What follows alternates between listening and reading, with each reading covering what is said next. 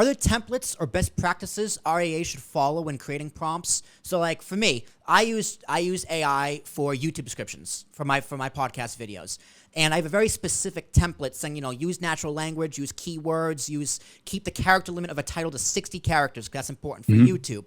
So what's the training going to look like for these RIAs, and how long is it going to take to get them up to speed and up to snuff? I think that's we're probably in the first inning on that. I mean, again, literally in the last 6 months, the AI conversation is coming in, to the RIA space, and hey, how do we use it? What do we do? That's why I think this video is very, very important. What you guys are doing here today, because this is giving a lot of our viewers like, hey, here's some guys that are using it. Here's what, it's a make or buy decision. Do I go out there and try to figure this out myself, or do I work with people that are already in this particular space? And again, we're probably in the first inning, of this 9-inning ball game as far as AI goes.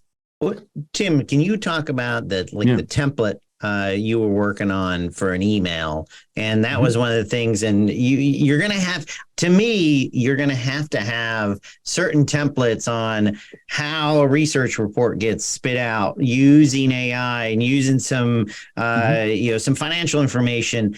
That's the part where I think they're still not there. And I think they're starting to, but this idea of you have to ask it in the right way to be able to get something back to say, I want an email that sounds like this. I want it sounding, like Jim Cramer wrote it or whatever. You can have those kind of things. Give me a little bit on what you were helping us a little bit on generating emails and how it works. And a lot of the way that our system at QDEC is designed is when you ask a question, the first thing the AI does is determine what you're asking for. And then we sort of treat it as there's these different controlled sub-procedures that it's going to follow. So it's not just like a free-for-all large language model freely interpreting your question. Instead, each of these tasks is like a controlled response that's going to follow some procedure. So if that procedure is going to go and get news data, find the right relevant response to your question, organize it, then use the large language model to compose, the nicely flowed answer. Or maybe it's going to go to the database and get market data and make a table of that market data and respond with that. And so similarly for like building things like media, whether it's, script for a little video, or whether it's an email, or we're working on all sorts of different variations there, focusing on things like emails and blog posts first.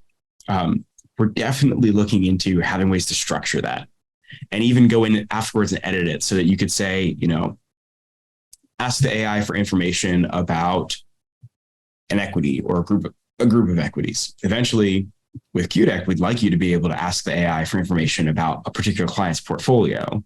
It'll go and grab the equities from that client's portfolio, collect the information for you. And then you can say, okay, now I would like, you to compose that information into an update email for this client. And then you could go in and make some edits to that email within the user interface there. And sort of we're exploring these different intuitive ways to interact with the system.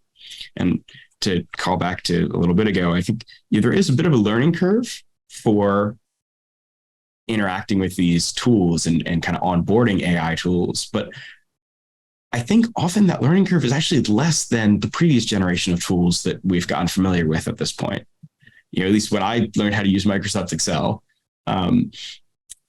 it took a lot just to learn how to understand all the different functions I could use and all the different hotkeys and how to move the data around. And now I do most of my data analysis with programming, but even then, right, it's a sophisticated system with lots of different levers to pull.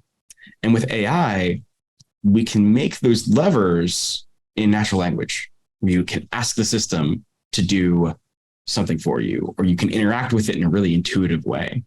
And so I think that we're actually in some ways going to be lowering the barrier to entry for the technology, at least for those firms and, for people like Chris and Brad who are ready to adopt it.